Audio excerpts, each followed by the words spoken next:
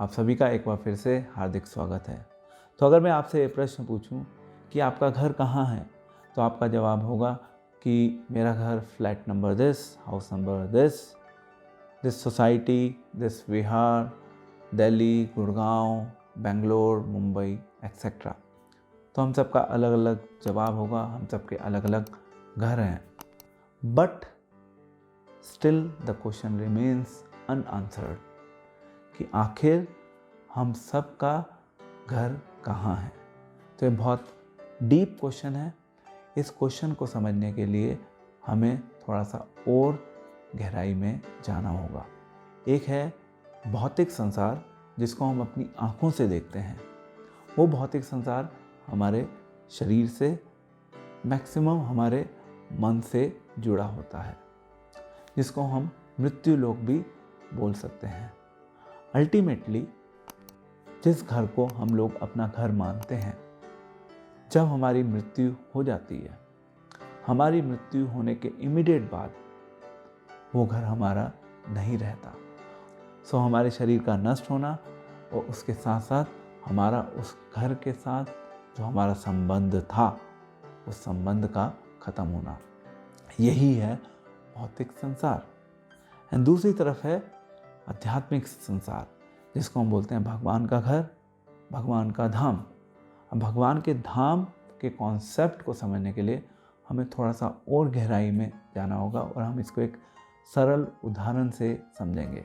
तो यदि हम गैलेक्सी का ऑब्जर्वेशन करते हैं, यानी कि स्पेस ऑब्जर्वेशन जब हम करते हैं, उस स्पेस ऑब्जर्वेशन में हम देखते हैं कि वहाँ पे तो millions of stars are there. हमें ऐसा बताया जाता है, हमने उसको खुद वैलिडेट नहीं किया होता, बट जैसे जैसे हमें साइंटिस्ट उसकी इन्फॉर्मेशन देते हैं, हम उनकी इन्फॉर्मेशन को एक्सेप्ट कर लेते हैं। हम खुद उसको अपनी डायरेक्ट सेंस परसेप्शन, हम अपनी आंखों से नहीं देखते, बट हम उन साइंटिस्ट की बातों को स्वीकार कर लेते हैं। तो क्यों हम उन साइंटिस्ट की बातों को स्वीकार कर लेते हैं? क्योंकि उनका उस सब्जेक्ट में एक्सपर्टीज़ है, वो अथॉरिटी हैं और हम उनकी इन्फॉर्मेशन को एक्सेप्ट कर लेते हैं बिकॉज उनके पास एक्सपर्टीज़ है।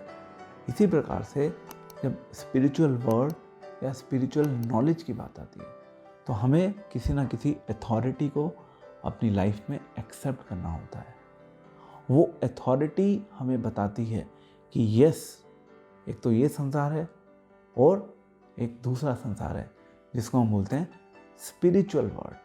तो जब हम स्पिरिचुअल वर्ड की बात करते हैं, तो स्पिरिचुअल वर्ड जैसे ही हमारे माइंड में आता है, so that means there is something else also जो इस संसार से परे है।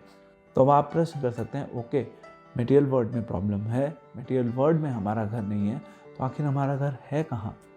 तो इसका सरल उत्तर, हमारा घर स्पिरिचुअल वर्ल्ड में है, क्योंकि वो हमारा परमानेंट घर है। आप प्रश्न करेंगे कि उस घर की आखिर क्या विशेषता है? तो इसका सरल आंसर भगवान भगवद गीता में देते हैं, न तद भास्यते सूर्यो न शशांको पावका ये गत्वा वा निर्वतन्ते तद धामम परमम मम। सो भगवान कहते हैं कि जो मेरा घर है या मेरा जो धाम है, वो कैसा है?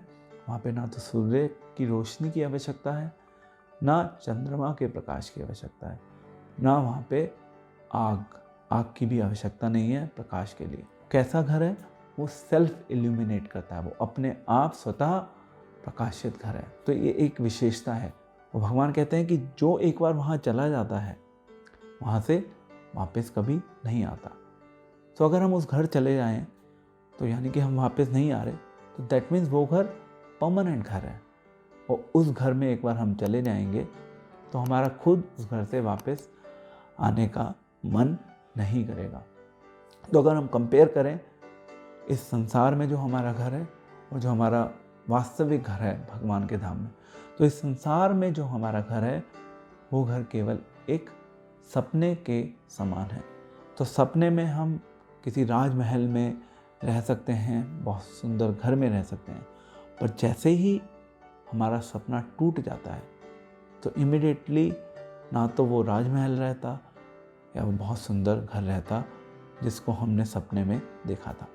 तो इसी प्रकार से जैसे ही हम बेसिकली शरीर को छोड़ते हैं तो इमीडिएटली जिस घर को हम अपना घर मानते हैं उस घर से हमारा संबंध जो होता है वो ख़त्म हो जाता है। सो हमारा घर कहाँ है? हमारा घर भगवान के घर में है और हम भगवान के घर में भगवान के साथ रहते हैं, क्योंकि वो एटर्नल होम है, क्योंकि हमारी आत्मा जो है वो एटर्नल है। इस घर से जो हमारा संबंध है वो केवल हमारे शरीर एंड हमारे मन के स्तर पे है। अल्टीमेटली हमें अपने शरीर और अपने मन के स्तर से ऊपर उठना है और आत्मा के स्तर पर रहकर अपने जीवन को जीना है। सो हमारा घर, हम सभी का घर ऊपर है। Thank you very much. Hare Krishna.